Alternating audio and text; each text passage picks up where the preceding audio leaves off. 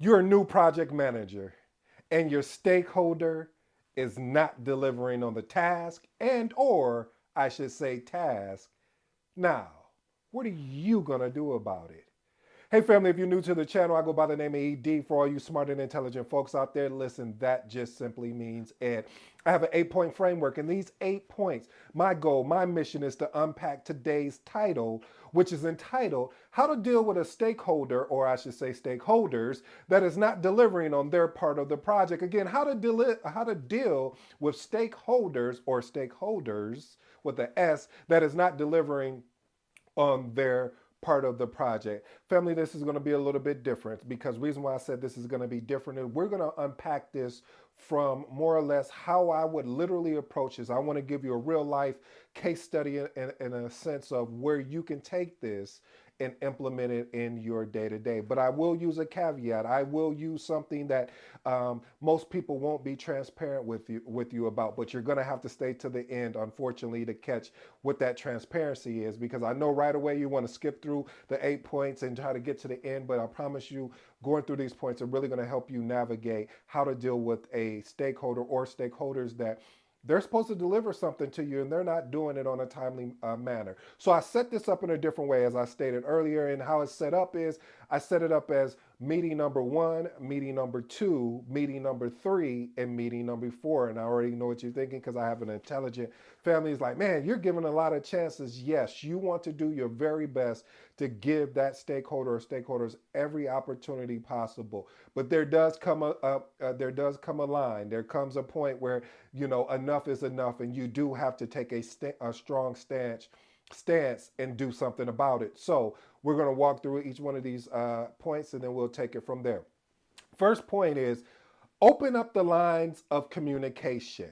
What does that actually look like? First of all, you want to schedule a private meeting with that stakeholder. So what I would normally do is I will set up, and this is me. This is the first meeting. I call this the clarification and understanding meeting. So I need to get clarification and an understanding of what is going on. Hey, stakeholder, could you talk to me? And I may even dig personally and say, is there something going on at home? Because a lot of times, family, what would happen is that we already jump to conclusions of why this stakeholder is not delivering, meaning that we're saying, well, they understood the job, they understood the duty, they should have delivered this to us already. But we need to understand about digging deeper. I always tell you that it's important to build relationships. So when you build relationships with stakeholders, you have that opportunity to open up that door as far as personally as something going on personally at home to understand why hasn't this stakeholder delivered.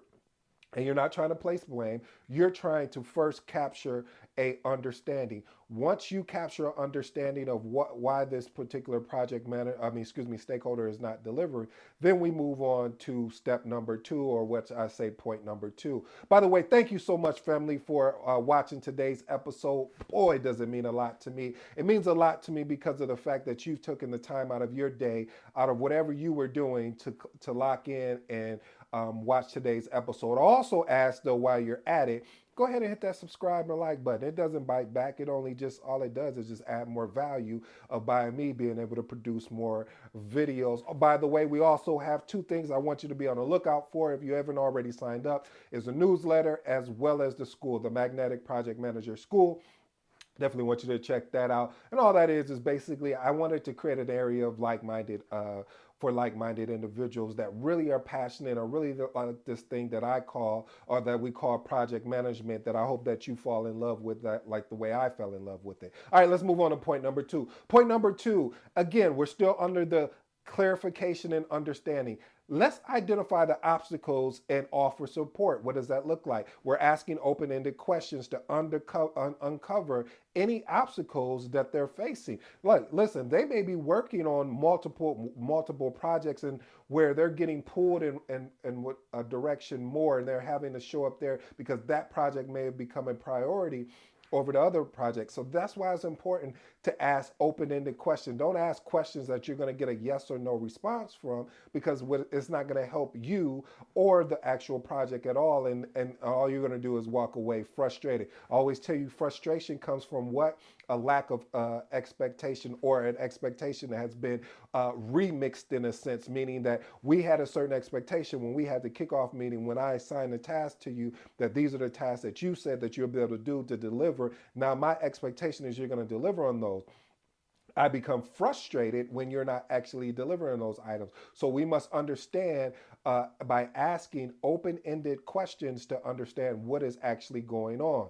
Point number three. Point number three is clarify expectation and responsibility. Again, we need to bring those tasks back up and say, hey, Mr. or Mrs. Stakeholder, you said that you were going to deliver these tasks. Let me reiterate what we discussed and what was the importance of delivering them and how it affects the rest of the project, and kind of walk that stakeholder through those pieces, and help them understand how important their contribution is to the project. I think that's another thing we forget as project managers, especially new project managers, because you may get into the whole task oriented aspect of things, that you got to understand these are people just like you are a person. So you want to lead with respect by all means. You don't want to lead with anything else but respect. Now, when that respect is diminished, then we move on to our next steps in the progress. But for now, what I'm saying is lead with respect, and just reiterate to the stakeholder that what their role is on there and what the expectation that the team and yourself have of them. Point number four. Now we got to a point where we're at point number four. Now we're going to have a second meeting. The second meeting is, I call it my verification and commitment meeting. What does that mean? So we're basically going to say, hey, I just wanted to follow up on the meeting that we've had, and I would like to set up regular meetings with just you and I to make sure that I can understand where you're at and you can understand how what you're doing is going to affect the project long term. And so I want to make sure you understand the reason why we're pushing so hard to actually make this happen, and hold that stakeholder accountable. Again, reiterate that, and I'm going to have to hold you accountable for what we discussed here and making it happen. Now, I also want to make sure that we understand this, and I'll get to that point too, because I know what you're thinking. Because again, I have an intelligent family out there that you're thinking of this one point, and you know I'm not going to leave you out and forget about you. I got you. All right, so we'll move on to point number five. Point number five: we want to negotiate tasks and maybe reprioritize. Maybe this is too much on the stakeholder. And if it is, we need to maybe reprioritize the task. So if there's a way that things that we can push in the project, which I'm not a big fan of, but again, it depends on the stakeholder. There's a lot of dependencies on this, but one of the major things is, one of the things, if I make the decision to reprioritize a task, I'm looking at the bandwidth of that stakeholder. And that's a conversation. That's why that first conversation is really going to be very important to you, family, because that's going to tell you a lot of what's going on that may not be being discussed with you personally. And so what you want to do is try to uncover that. By uncovering that, then maybe you can create some flexibility for that stakeholder so they can stay aligned with the project and keep up with the project. And it may, you just because you have to move some things around, it will open up the door again for that stakeholder. So it's letting them know, hey, I'm being flexible, even though this may or may not hurt the project, and we don't know that just yet. So again, project manager, if you make that decision to reprioritize a task, and make sure you've done your homework completely. That is not going to mess up anything else. All right, let's move on to point number six. This is the one I know you've been waiting for. This is the one that I know you've been thinking for. And you know, when we do these type of points, we do what? Message. Yes, this is a message. Documentation is going to be conversation. Listen, the meetings we've had with this stakeholder, we need to be documenting. We need to be recapping and sending it out to that actual stakeholder, because what you don't want to happen is that you get in a situation where the stakeholder and you talk to the stakeholder and they're like, well, I didn't know what I was supposed to have been doing. And you're like, well, we talked about it on this date and we talked about it on. No, documentation beats conversation. You want to document the conversation, ensure that they understand and they have and they are aligned with what you're doing there. Because If there's no alignment there, it doesn't matter how much you talk to them, it just won't work. So document that conversation and the conversations you've had with that particular stakeholder. Point number 7. So you've done all of that. You've met with the stakeholder multiple times. You've ensured that they understood what the ask is of them, what the expectation is with them.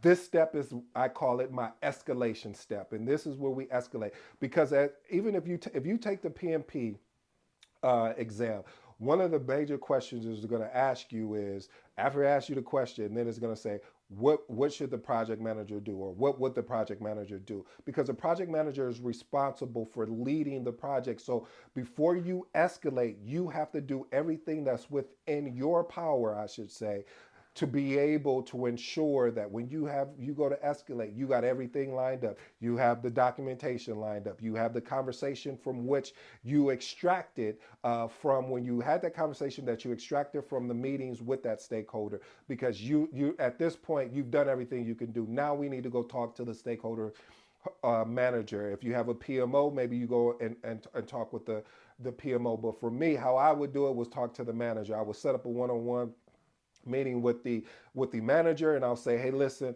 the stakeholder that you have assigned to this, they're not delivering. I've had multiple meetings. Here are the notes from the meetings, and we need to do something. And listen to the vocabulary that I'm using. I am using the words we, not hey you or I. No, we need to do something. So what do you propose? Wait, before you propose something, this is what I recommend. And I would list out 3 things, even like one of the things I would use, because I want to make sure these are things, family, that you can use today if you wanted to. First thing I would say is, hey, won't we basically, you and I get on the phone with this stakeholder to figure out what is actually going on. Or number 2, will you connect with the stakeholder and you circle back with me and you let me know what is going on here. And then third and finally is basically, if this is a stakeholder and maybe something is happening at home, or something is he's just the bandwidth is, they just don't have enough because they're being prioritized on every project, meaning that your project that you are pushing and you had to escalate to their manager, meaning that maybe they got caught up in another project and just lost train of thought over here. Whatever the thing is, finally just saying, hey, maybe this stakeholder is just not going to be the one that's going to work for us. And that, at that point, now you go to your project sponsor and you escalate it to the project sponsor and say, hey, these are all the things that I've done. I've met with the person individually on multiple occasions. We've talked through it. They said they were going to do it. They made the commitment. Here's the documentation. I met with the manager. They told me the same thing, and nothing is happening. I need your help to step in to assign us a new to be able to get us a new resource, or we're just going to have to work with the current resources that we have there and double up. Now here's the thing. I told you if you stay to the end, I have something really special for you. That all sounds good in theory. Have I actually done that? Absolutely. I've done it 110%. But there's been situations where I've done all of those steps and the stakeholder was still on that project. Now, the question to you is, well, what do you do, ED, if you're in that situation? I have to be honest with you. I wish I could tell you something that was very elaborate, that'll really arrest your attention, to make you say, well, yeah, that sounds good, but I'm going to meet, you know how I do, family. I'm very transparent and I want to be upfront with you. You have 2 options. Option number 1 is continue to deal with that stakeholder, and they may be on another project that you work. Option 2 is to say, if that stakeholder is going to be on that project, on any future projects that you're going to be leading, you don't want any part of it. And probably if you do take that approach, you're probably going to land on option 3, which is you have to probably leave the organization, which is sad, because especially if you like the current stakeholders that you're working with or you've worked with before, it's kind of sad that it happens. But you can't sit there and expect a change and a change is not happening, and then you're frustrated because no one is doing anything about it. But you have power to do something. Why did you even go after new project manager to get that CAPM? Or why did you even start studying this thing that I love, that I hope you fall in love with, called project management?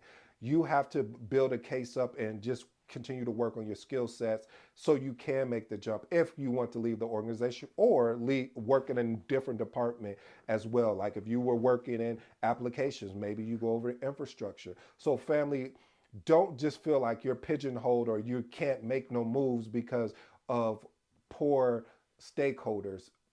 Unfortunately, you're going to experience it. I've experienced it multiple times. I've experienced it as a beginner all the way up even till now. So it's not going to go away, family, but there's things that you can do about it. And I hope one of these things that I pointed out today will help you on your journey in this thing I call project management. Until next time, I'm out.